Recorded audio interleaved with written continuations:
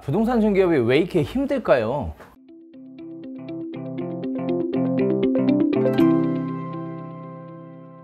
저는 그 문제의 시작이 공인중개사 시험 때문이라고 생각합니다. 네. 자, 그래서 공인중개사들의 자화상을 가지고 이야기 한번 해볼 텐데요. 다들 이렇게 얘기하시죠. 고시보다 힘든 시험을 붙었다. 가문의 영광이죠. 어떤 분들은 플랜카드도 붙였어요. 공인중개사 뭐 합격, 뭐 지방에서는 네, 이렇게 하신 분들도 있었습니다만 과연 진짜 실무와 공인중개사라는 자격증은 어떤 관계가 있을까요? 자, 공인중개사들의 자화상, 모든 공인중개사 생각하는 공통점들이 몇 가지가 있습니다. 첫 번째 공통점이 뭐냐면 자기가 시험 봤던 회차가 제일 어려웠다 는 공통점을 갖고 있죠. 여러분들도 마찬가지 아니에요? 내가 시험 볼 때가 제일 어렵지 않았어요? 뭐 몇 회 때는 뭐가 어려웠고 뭐 몇 회 때는 뭐가 어렵고 어우, 공인중개사 1회는 어떨까요? 1회. 그래서 거저줬다 뭐 이런 얘기들 많이 들으셨죠? 그 1회를 만나서 여쭤봤더니 시험이 한자였답니다. 한문이었대요. 그래서 누가 그런 소리를 하냐? 역시 네, 1회도 똑같습니다. 자기가 봤던 시험이 가장 어려웠다라는 공통점을 가지고 있죠.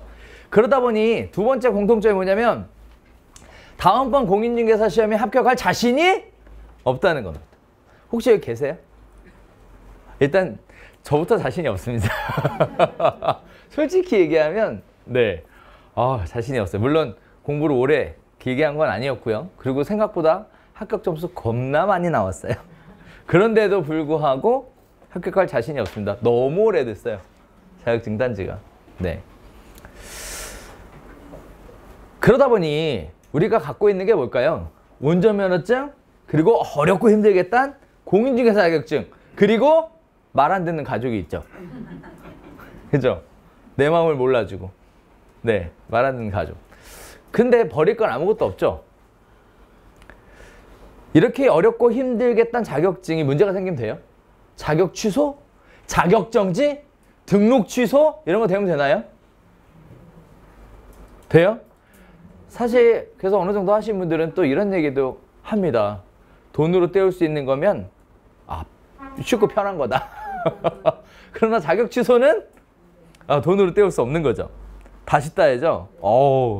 문제가 생기면 큰일 나죠. 자, 전쟁을 해요. 밖에 나가면 전쟁터입니다. 약육강식이라는 게 그대로 적용이 돼요. 적자생존 그대로 적용돼요. 10%의 법칙 예외 없습니다. 이것도 똑같이 적용돼요. 전쟁터, 이와 같이 보이지 않는 총성이 끊임없이 울리고 있는 이 부동산 중개업이라는 이 전쟁터 안에서 전쟁을 하는데 누군가는 지켜야 될 게 있고요. 누군가는 잃을 게 없는 사람이 있어요. 자, 이 둘이 딱 붙으면 누가 이길까요? 잃을 게 없는 사람. 그래서 우리가 이런 얘기들 하죠. 자격증 없는 사람이 돈은 더 잘 벌더라 라는 얘기들을 그래서 하죠. 잃을 게 없으니 매우 무지막지하게 공격적으로 중개를 하죠. 하지만 잃을 게 있는 우리는 뭐죠? 특히 우리의 가장 뇌리 속에 오랫동안 자리 잡고 있는 법이 하나 있는데 공인중개사법이라고. 몇 년에 몇 천만. 고득점 과목이라 딸딸딸딸 외우셨죠. 그죠? 그래서 시간이 아무리 오래 흘러도 이렇게 하면 큰일 난다는 건 다 알아. 몇 년에 몇 천만은 기억이 안 나도. 네, 계속 이게 발목을 잡고 있죠. 그러면서 동시에 이렇게 힘들게 자격증을 따면서 뭐라 그래요?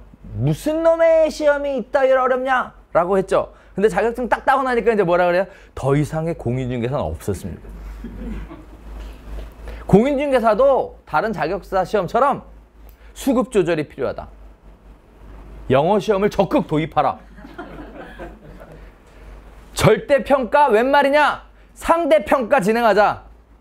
그래서 합격자 수를 정해놓고 시험을 보자. 우리가 주택관리사보다 훨씬 일찍 시작했는데 주택관리사는 이미 그렇게 하고 있죠.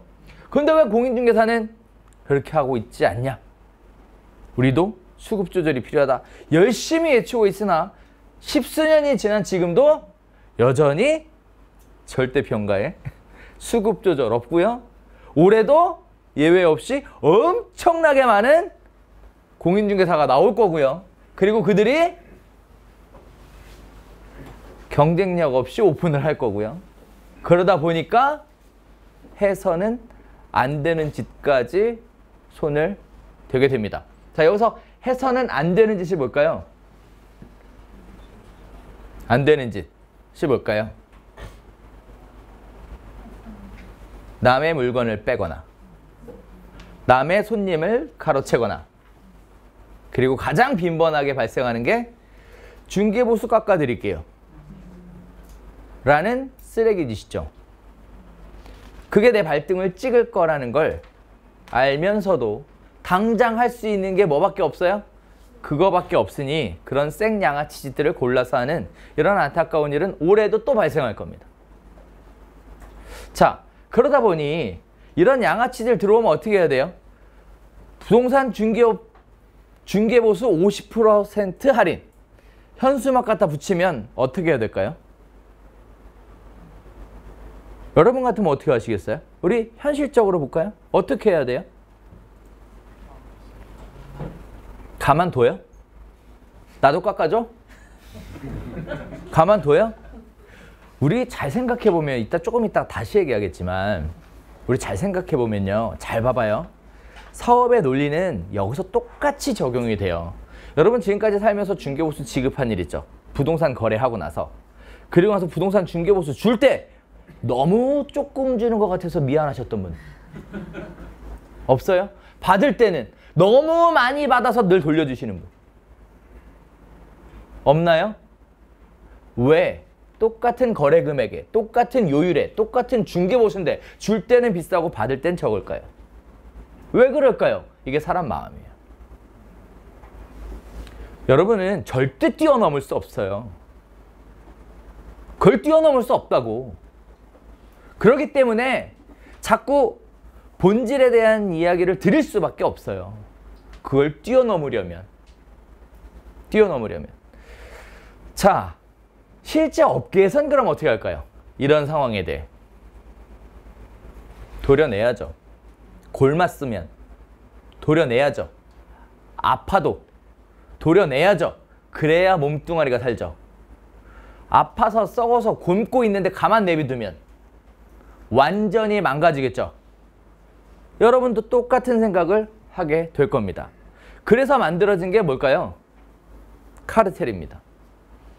친목회, 회원제 이런 것들이 만들어지게 돼요. 네. 회원제나 친목회, 망사용료 이런 것들을 만들어서 사람들은 뭐 해요? 아프지만 뭐 한다고? 도려내야 한다라고 생각하고 있죠. 도려내야 한다. 자, 그러나 법이 시행이 됐죠. 그래서 공인중개사법 개정으로 인해 부동산 친목회가 만들어지면 과거에는 공정거래위원회에서 과태료 처분을 했어요. 벌금을 매겼고 이렇게 했습니다. 지금은 공인중개사법에 아예 명문화 시켜버렸어요. 그래서 얼마? 3년에 3천짜리가 돼버렸어.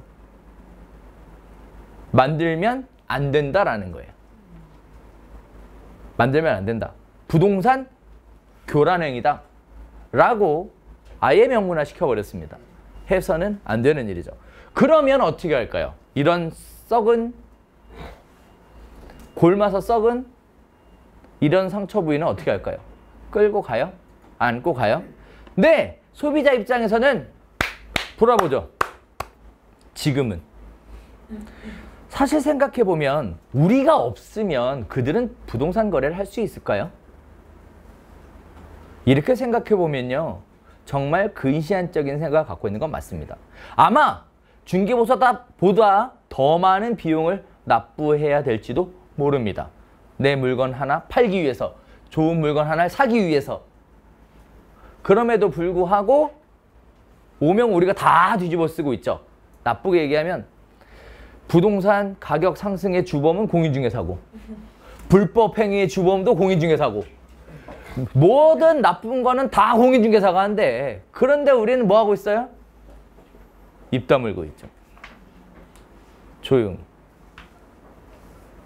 자, 업계도 똑같고요. 지역의 부동산도 똑같습니다. 썩어서 굼고 있으면 도려내야 됩니다. 파내야죠. 어떻게 하는 게 좋을까요? 그래서 만들어진 게 망입니다. 자, 이 부분을 창업하는 단계로 가게 되면 이런 식의 혼란이 오게 돼요. 내가 비회원 중개업소로 인수를 하면 예를 들어 뭐 바닥권리금 뭐 2,000에 뭐 인테리어 2,500, 그다음에 뭐 이런저런 거 해서 한 5,000 정도 있으면 오픈할 수 있어 라고 했는데 갑자기 회원제를 인수를 하려면 1억이 있어야 돼. 그러면 회원 프리미엄이 5,000이 붙는 거예요. 회원제 프리미엄이. 말도 안 돼 라고 생각하시는 분들이 있는데 이 얘기는 이거하고 똑같습니다. 잘 보세요. 공인중개사 자격증 따기 전에는 무슨 시험이 이렇게 어려워? 공인중개사 땄더니 더 이상 공인중개사는 없었으면 좋겠어. 친목회 밖에 있을 때는 무슨 가입비가 이렇게 비싸? 친목회에 딱 들어가는 순간 더 이상의 우리 지역에 새로운 부동산 중개업소는 없었으면 좋겠다. 틀렸습니까? 그게 틀려요? 저는 개인적으로 말이 안 된다고 봅니다. 그거는 굉장히 이기적인 생각과 발상일 뿐이었지 여러분의 주장은 옳지 않습니다. 그렇다고 틀리지도 않습니다. 즉 영원히 옳은 것도 없고 영원히 틀린 것도 없어요. 뭐만 있죠? 내 입장이라는 것만 있는 거죠. 내 입장. 자, 그걸 무시하고 살 수 있을까요? 있어요. 능력과 실력을 갖추면 무시하고 살 수 있습니다. 중개보수 할인 현수막 안 걸어도 중개 잘 하실 수 있어요. 문제는 뭐죠? 능력과 실력이 없으니까 뭘로만? 중개보수 갖고만 물고 늘어지는 게 문제인 거예요. 그게 문제인 거예요. 그래서 전 이렇게 얘기하죠. 여러분 수업 잘 들으시죠? 가입 안 해도 됩니다. 하는 방법을 다 드려요. 하지만 중개업 처음이죠? 그냥 가입하세요. 있다면 가입하세요. 그게 사는 길이에요. 빠르게 사는 길이에요. 왜? 능력과 실력을 갖출 때까지는 로마에서는 로마법을 따라야죠. 혼자 독고다이로 저는 어렵다고 봐요. 여기도 계실 거예요.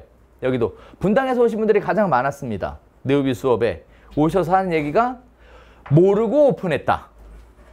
비회원 되니까 중개할 게 없다. 미치겠다. 나 이게 유일한 동아줄이자 밧줄이다. 이거 접으면 갈 데도 없다. 살아남게 해달라. 해서 오신 분들이 많아요. 그리고 그분들이 가셔서 잘 살고 있어요, 지금. 잘 살아남으셨고. 방법은 물론 수업 때 알려드리죠. 수업 때. 그런데 이렇게 힘든 과정을 거치지 말고 그냥 들어가는 게 제일 빠르고 편리한 방법이다. 편안한 방법이다. 라는 것은 이견의 여지가 없습니다. 그러니까 싸우지 마세요, 좀. 그렇게들 거품들을 물어. 하지 마세요. 자, 제가 왜 이 친목회가 생기게 됐는가에 대한 내용부터 설명을 드릴 건데요. 결론도 다시 말씀을 드릴 거예요. 아파트 중심으로 회원 중개업소라는 것이 만들어지기 시작했습니다. 주로 아파트 단지 중심으로 일기 신도시 아파트 그리고 재건축 아파트 단지를 중심으로 해서 친목회가 만들어져 있어요. 지금도 새로운 법이 시행이 돼서 무슨 뭐 3년에 3천만 원이라는 어마어마한 중징계를 함에도 불구하고 많은 지역이 해산됐음에도 불구하고 여전히 존재하는 지역들이 있습니다. 왜 그들은 존재하게 되는 걸까요? 왜 존재하게 되는 걸까요? 자, 그 내용을 보면 그래요. 부동산 중개업 단체는 두 종류가 있어요. 전 개인적으로 이렇게 봐요. 친목단체가 있고요. 이권단체가 있습니다. 여러분이 생각하시는 가입비가 비싼 곳은 전부 다 이권단체라고 보시면 돼요. 이권단체. 즉, 그 지역의 회원제 부동산 중개업소가 편안하게 먹고 살기 위해 만들어 놓은 제도인 거예요. 가입돼 있으면 편안한 거고, 가입이 안 돼 있으면 힘들게 고전하게 되는 케이스예요. 반면에 친목단체가 있어요. 친목, 말 그대로 야유회 가고 무슨 뭐 같이 밥 먹고 뭐 하는 봉사활동 다니고 하는 친목단체가 있어요. 두 종류의 부동산 중개업소 모임이 존재를 합니다. 친목단체는 특징이 다 받아주어라예요. 다 받아주어라. 가입의 문턱이 높지 않습니다. 하지만 이권단체는 가입의 문턱이 높다라는 거예요. 그게 밖에서 볼 때는 차이점이죠. 차이점. 자, 지역마다 만들어져 있는 곳이 있으니 여러분이 제일 먼저 하셔야 될 거는 있는지 없는지, 있다면 가입이 가능한지, 가입 조건이 어떻게 되는지, 그리고 가입 비용이 어떻게 되는지, 그리고 해야 될 것과 하지 말아야 될 것, 할 수 없는 것들이 어떤 것들이 있는지에 대해 파악하시는 게 창업을 위한 시작이에요. 시작. 책에도 없고 누구도 얘기해 줄 수 없어요. 오로지 현장에 가서만 알 수 있는 것들입니다. 이거를 공개적으로 드러내면 3년에 3천이에요. 그러니까 드러내지도 않습니다. 마치 점조직, 암조직처럼 쫙 퍼져 있으나 존재한다라는 건 부인할 수 없는 사실이에요. 기정사실입니다. 얘네들은 어떻게 생겨났는가? 왜 아파트 중심으로 생겨나는가? 왜 일기 신도시 중심으로 성행하는가? 이 내용을 보면 여러분도 아마 다 이해하실 거라고 생각을 해요. 자, 볼게요. 제가 하나 재밌는 그림 하나 그려보겠습니다.